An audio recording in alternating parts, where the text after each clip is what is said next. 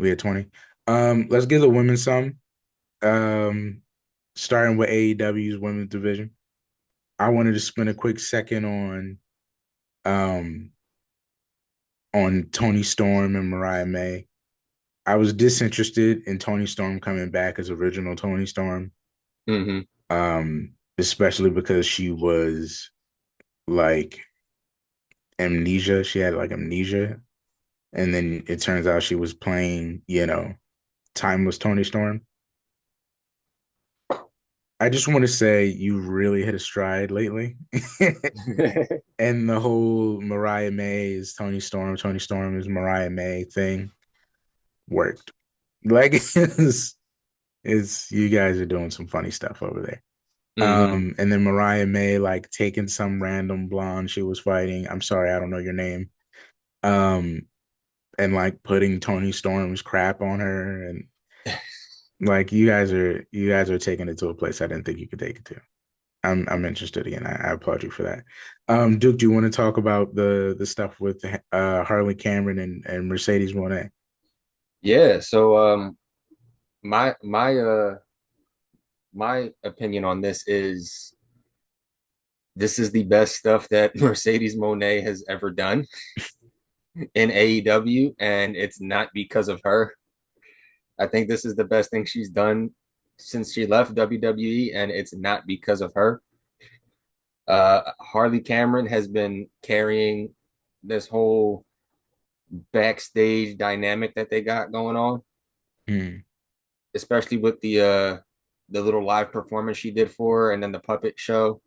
Everything she's been doing for Mercedes Monet has been hilarious, and I can't wait until this culminates into a match because I feel like the match itself is going to be just as hilarious as Hmm. the backstage segments. So I got to give kudos to Harley Cameron and give her a shout out because she's been some of the more entertaining stuff for AEW and Mercedes. And if they lean the way AEW tends to lean, if you're over enough, we'll give you a belt. And Mercedes got four of them. She can Hmm. stand to lose one. If you ask me, it would be funny. Exactly. Um, and then, of course, I think the most exciting thing for across the women's divisions, uh, as far as I know this week, is probably the return of Alexa Bliss. Yes. And in the spirit of talking about reactions, I think Alexa Bliss had probably the best reaction at Royal Rumble and this week because it Hmm. felt like she got the exact same crazy pop she got at the Rumble on Friday when she came out for a qualifying match against Candice LeRae. They had their Hmm. whatever story segment, but when Alexa Bliss's music hit, huge, huge pop, huge pop. Um, and she had a solid match. Hmm. She had a nice solid match in there with Candice. Um, so yeah, I do believe.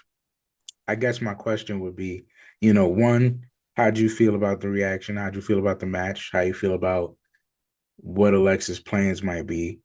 And my second part B to that question, how long before the Wyatt stuff? So as far as the reaction goes, the Rumble, amazing. She had a great reaction.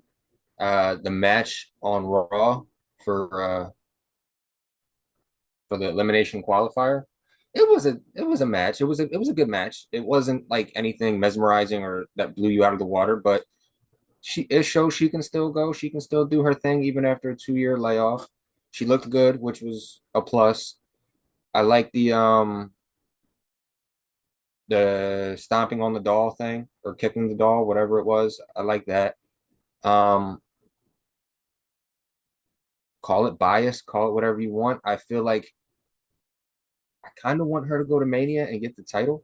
Like not just win the title, at least compete for the title. Okay. Um, and then the Wyatt stuff, I would do that.